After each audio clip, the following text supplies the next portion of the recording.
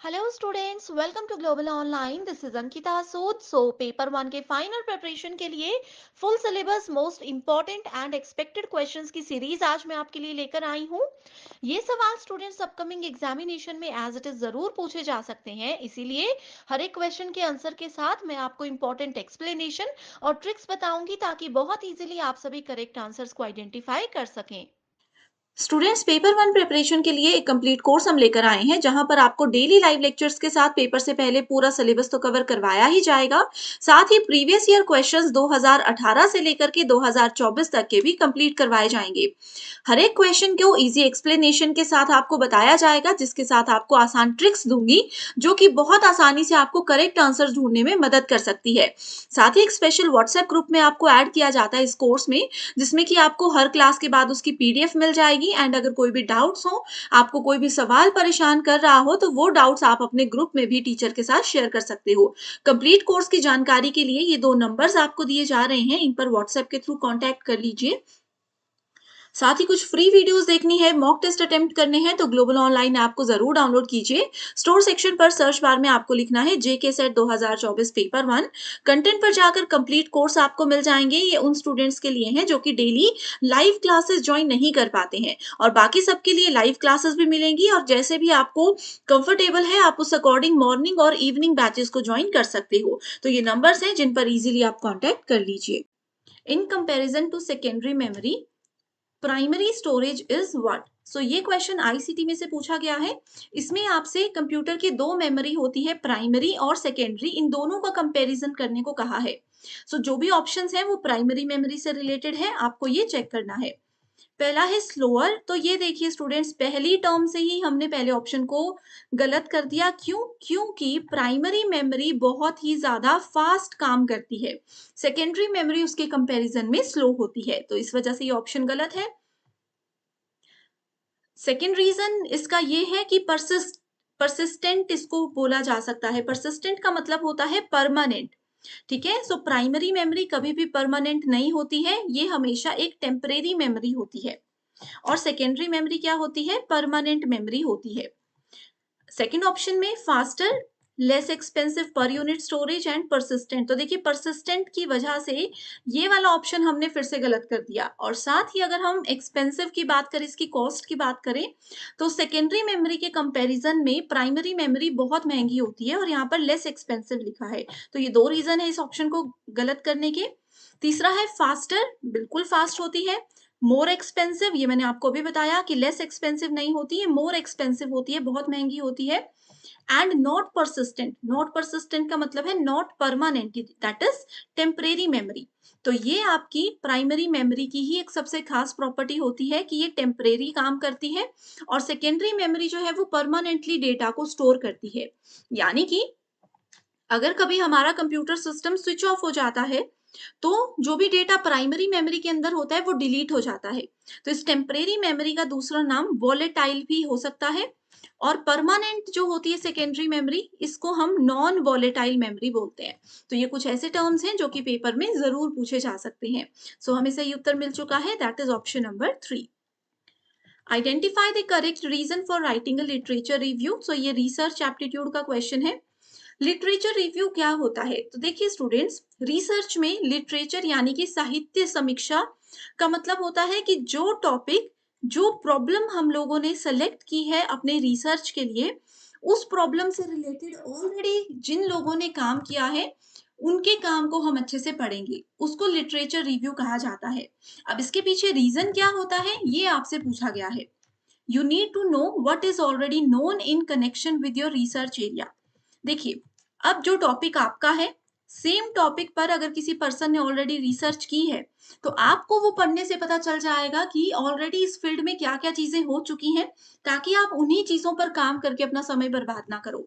तो ये ऑप्शन बिल्कुल सही है कि you need to know what is already known in connection with your research area. इसके साथ ही फिर नेक्स्ट ऑप्शन है, it may help you to develop an analytic framework. इससे आप लोगों को एक आइडिया मिल जाएगा कि किस डायरेक्शन में आपको काम करना चाहिए।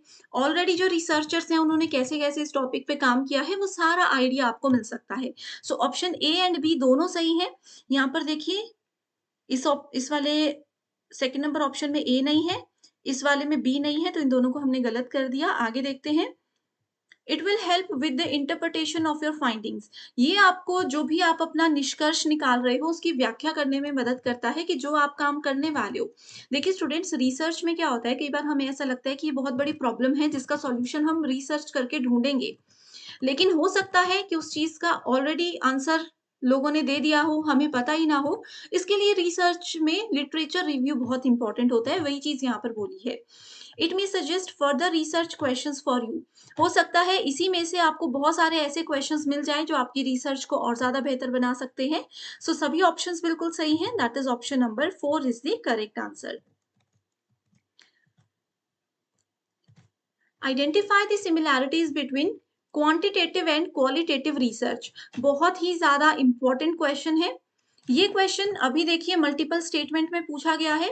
बहुत बार ये स्टेटमेंट 1 और स्टेटमेंट 2 करके भी पूछा गया है पेपर में, एंड आगे भी हम इसको एक्सपेक्ट कर सकते हैं। So both are concerned with data reduction, बिल्कुल सही है। ठीक है, गुणात्मक और मात्रात्मक कोई भी अनुसंधान अगर हम इस्तेमाल कर रहे हैं अपने रिसर्च में, डेटा रिडक्शन यानी कि डेटा को रिड्यूस करने के लिए ये बहुत काम आता है।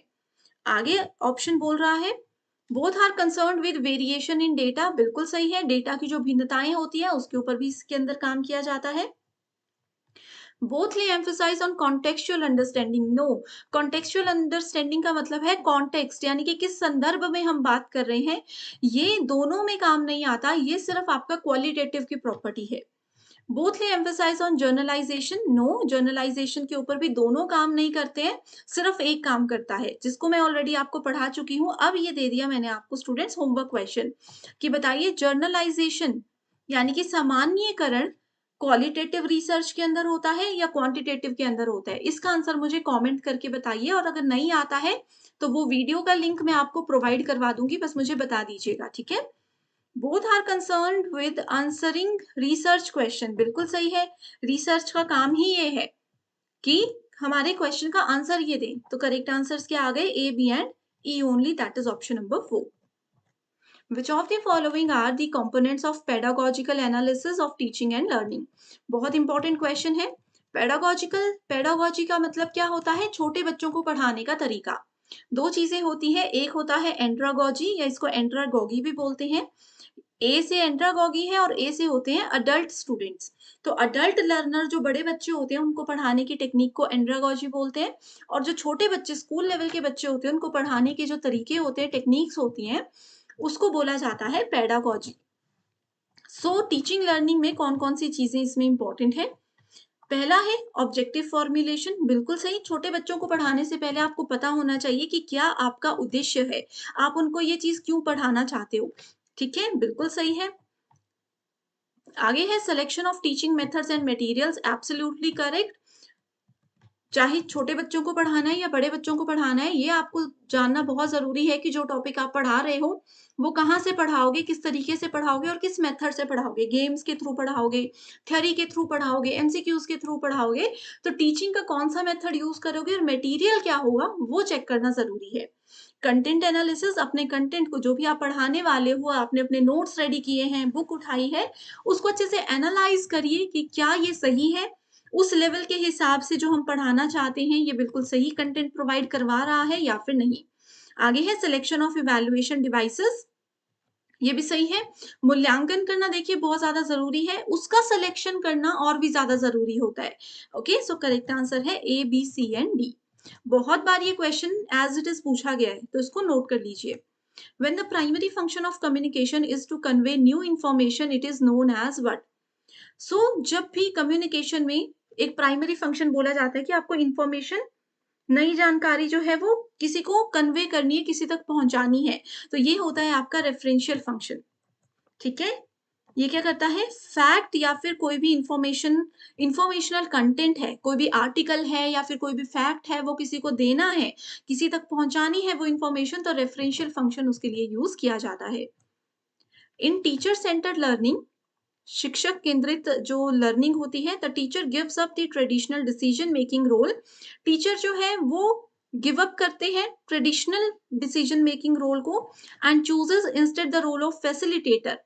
Who focuses on students feelings. So ये वाले ऑप्शन में ये वाला पॉइंट बिल्कुल गलत है। क्यों? क्योंकि अगर हम टीचर सेंटर्ड की बात कर रहे हैं तो टीचर सेंटर्ड में टीचर कभी भी एक फैसिलिटेटर यानी कि सुविधाकर्ता हमारे लिए नहीं बनेंगे। उनका काम है हमें सुविधाएं नहीं देकर सिर्फ जो कंटेंट उनके सामने है वो पढ़ाना और चले जाना। स्टूडेंट्स की फीलिंग्स को भी टीचर सेंटर्ड में नहीं समझा जाता है। इसकी वजह से स्टेटमेंट 1 गलत है। तो ये कुछ कीवर्ड्स मैं बता रही हूँ, इन्हीं से आपको आसानी से आंसर मिल सकता है। आगे है in learner centred method the teacher attempts to see the world as the student see it. Learner centred method में क्या होता है? टीचर उसी तरीके से संसार को और बातों को और हर चीज को देखता है जिस तरीके से स्टूडेंट देखते हैं। तो ये ऑप्शन भी गलत है क्योंकि टीचर सेंटर्ड में वो स्टूडेंट्स के फीलिंग्स को, उनके पॉइंट ऑफ व्यू को बिल्कुल भी नहीं समझ पाते। ठीक है, सो इस वजह से दोनों ऑप्शंस गलत हैं। A good examination system should, so देखिए एग्जामिनेशन एक बहुत इंपॉर्टेंट रोल प्ले करता है हर स्टूडेंट की लाइफ में। और एग्जामिनेशन सिस्टम अच्छा भी होना चाहिए जो कि स्टूडेंट्स की क्रिएटिविटी की, स्टूडेंट कितने अच्छे से अपने आंसर्स को प्रेजेंट कर पा रहे हैं वो क्रिएटिविटी देखने के लिए हेल्प करता है। बिल्कुल सही। रिकॉग्नाइज अ चाइल्ड्स इंडिविजुअलिटी, एक बच्चे की वो इंडिविजुअली वो अकेले में कैसे व्यक्तिगत तरीके से उनकी क्या पहचान है उस चीज में हेल्प करता है। बिल्कुल सही करता है। एंड उसके बाद है एनकरेज रोट लर्निंग, रट्टा मारने में तो देखिए बिल्कुल भी ये हेल्प नहीं करता है।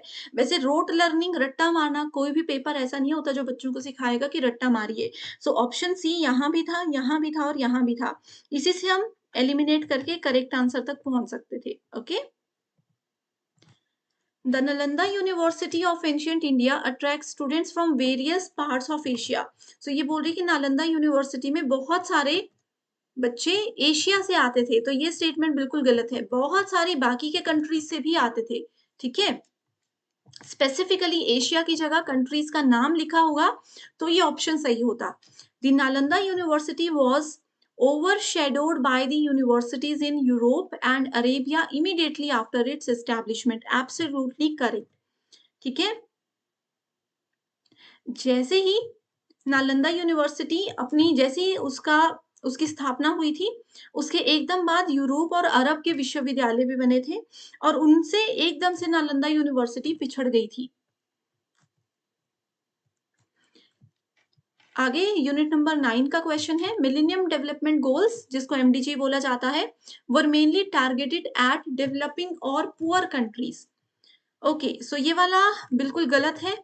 ठीक है, क्यों गलत है? क्योंकि मिलेनियम डेवलपमेंट गोल्स में डेवलपिंग कंट्रीज के साथ साथ डेवलप्ड कंट्रीज भी हैं, ना कि पुअर कंट्रीज। इसकी वजह से ये ऑप्शन गलत है।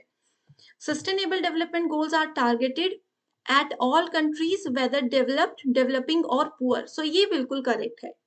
तो डिफरेंस आप लोगों को समझना है कि मिलेनियम डेवलपिंग कंट्रीज पर फोकस करता है और सस्टेनेबल डेवलपमेंट गोल्स ने डेवलप्ड कंट्रीज जो विकसित हो चुकी हैं, जो विकास की ओर है यानी कि डेवलपिंग, और जो अभी बिल्कुल लोअर लेवल पर है उन सब पर ये फोकस करता है। तो करेक्ट आंसर आ गया option number 4। One of the 4 maxims of conversation quantity maxim reflects the right amount of what. So ये क्वेश्चन इसी साल देखने को मिला था, उससे पहले पेपर में नहीं आता था और इसका करेक्ट ऑप्शन है सिमिलीज, यानी कि उपमाएं। ये बोल रहे हैं कि बातचीत के दौरान सबसे ज्यादा मात्रा कौन दर्शाता है, तो वो है उपमा। बात करते करते जो हम उपमा यूज करते हैं उसको बहुत इंपॉर्टेंस यहाँ पर दी गई है।